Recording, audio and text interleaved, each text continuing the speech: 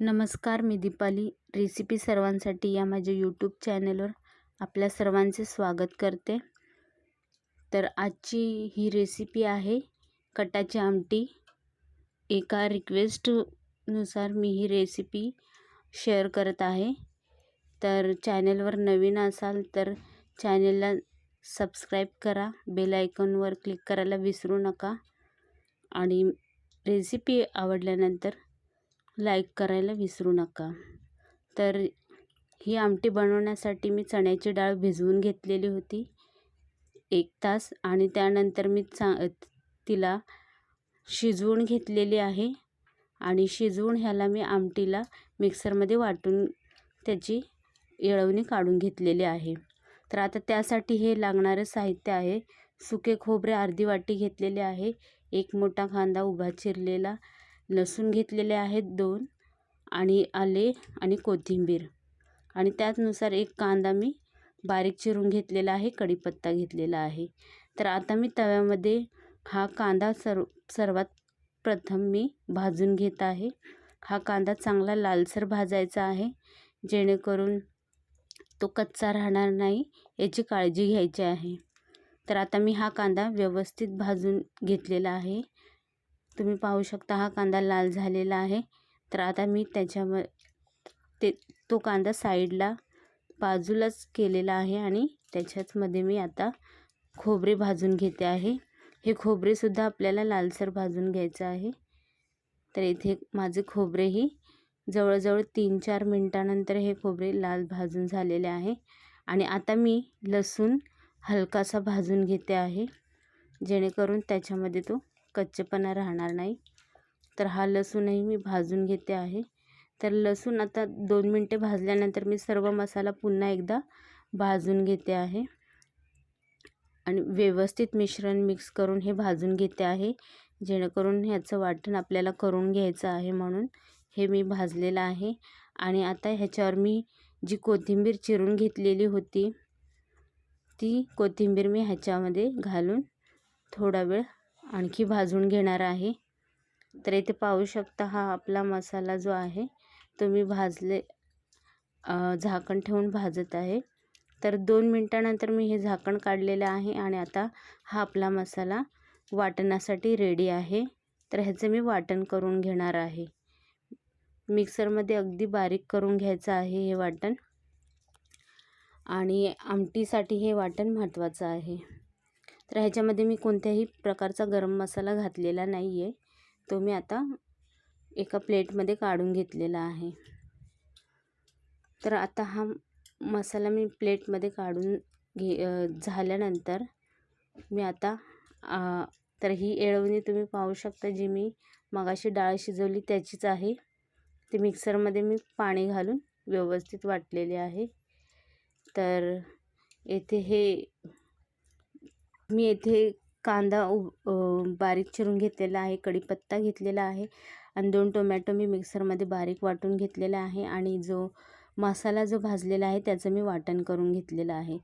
तर आता आपण आमटीला सुरुवात करूया. तर एका टोपामध्ये मी 2 चमचे तेल घातलेलं आहे. तेल गरम झाल्यानंतर त्याच्यामध्ये मी जिरे घातलेले आहे.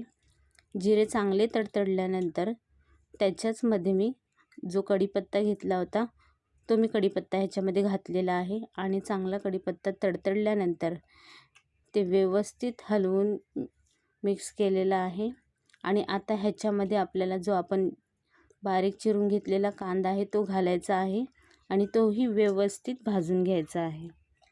तर कांदा कुठेही कच्चा राहता कामा नये म्हणून व्यवस्थित भाजायचा आहे. जवळजवळ 3-4 मिनटानंतर हा कांदा चांगला लालसर भाजलेला आहे, तुम्ही पाहू शकता. तर हा कांदा आता भाजून झाल्यानंतर आपण जे वाटण केलं होतं ते वाटण मी ह्याच्यामध्ये घालणार आहे आणि हे वाटण घातल्यानंतर ते वाटण व्यवस्थित भाजून घेणार आहे. तर हे वाटण मी हलवतच भाजून घेत आहे, जेणेकरून तो टोपाला चिकटता कामा नये, म्हणून मी मधून हलवत आहे. तर अशा पद्धतीने हा मसाला मी भाजत आहे तर आता हा मसाला चांगला तेल सुटेपर्यंत मी भाजलेला आहे. तर याच्यामध्ये मी आता अर्धा चमचा हळद, 1 चमचा गरम मसाला, 1 चमचा धने पावडर आणि जवळजवळ 1 ते 1.5 चमचा मी हा कांदा लसूण मसाला ह्याच्यामध्ये घातलेला आहे. मार्केटमध्ये इझिली अवेलेबल असतो. तर आता ह्याच्यामध्ये मी आणखी छोटा 1 चमचा लाल मिरची पावडर घातलेली आहे, जेणेकरून रंग छान येईल. आणि आता मी त्याच्यामध्ये 1 चमचा मीठही घातलेला आहे आणि ते मिश्रण मी व्यवस्थित भाजून घेते आहे. तर हे मिश्रण आता मी हळूहळू भाजत आहे, जेणेकरून ते व्यवस्थित भाजले जाईल, कुठेही कच्चे राहणार नाही. तर आता हे मिश्रणाला तुम्ही पाहू शकता की व्यवस्थित तेल सुटलेलं आहे. तर ह्याच्यामध्ये मी थोडं जे मसाल्याचं पाणी होते ते ह्याच्यामध्ये घातलेलं आहे आणि पुन्हा एकदा हलवून घेते आहे आणि व्यवस्थित भाजून घेते आहे पुन्हा. तर आता इथे मी मिश्रण जवळजवळ 4 ते 5 मिनटं भाजून झालेले आहे आणि त्यालाही व्यवस्थित तेल सुटलेलं आहे. तर आता मी ह्याच्यामध्ये जे टोमॅटो आहे ते ह्याच्यामध्ये मी घातलेलं आहे आणि पुन्हा 2 ते 3 मिनटं हे मिश्रण मी भाजून घेणार आहे. तर रेसिपी थोडी जास्त वेळ लागतो, पण चविष्ट होण्यासाठी एवढं कष्ट करावंच लागेल. त्यामुळे आता हे पाहू शकता मिश्रण चांगलं भाजून झालेलं आहे, तेल सुटलेलं आहे आणि आता आपला जी येळवणी काढून घेतलेली आहे ती आता आपण ह्याच्यामध्ये घालणार आहोत. तर तुम्ही पाहू शकता आता मिश्रण छान भाजून झालेलं आहे. तर ह्याच्यामध्ये मी आता येळवणी घालते आहे. तर हे डाळीची जी येळवणी आहे ती घातल्यानंतर त्याच्याचमध्ये पाणी घालून मी हे मिश्रण हलवून घेणार आहे. आमटी थोडी पातळच करायची असते, त्याच्यामुळे मी ह्याच्यामध्ये आणखी पाणी घालणार आहे.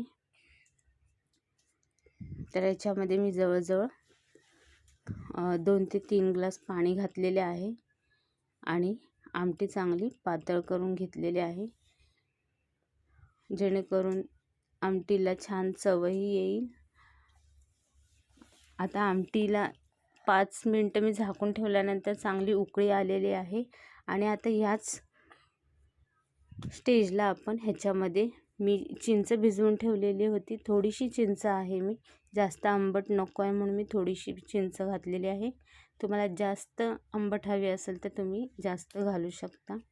तर आता मी हे चिंचेचं पाणी घातल्यानंतर पुन्हा 4 ते 5 मिनटं झाकून ठेवलेलं आहे. तर आता पाहू शकता आमटीला चांगली तर्री आलेली आहे, चांगला त्याचा कट तयार झालेला आहे. येथे पाहू शकता आमटी एकदम छान अशी आणि त्याची कन्सिस्टन्सी छान झाली आहे आणि चवीलाही खूप छान असते. तर नक्की ट्राय करा. आता जो येणारा गुढीपाडवा आहे त्याच्यासाठी तुम्ही नक्की ट्राय करा आणि पोळीसोबत आमटीचा बेत तर नक्कीच करा. जर तुम्हाला पोळीचीही रेसिपी हवी असेल तर कमेंटमध्ये मला नक्की कळवा. रेसिपी कशी वाटली मला कमेंटमध्ये नक्की कळवा. चॅनलला लाईक करा, शेअर करा, सबस्क्राईब करा. आता भेटूया आपण पुढच्या व्हिडिओमध्ये. तोपर्यंत बाय.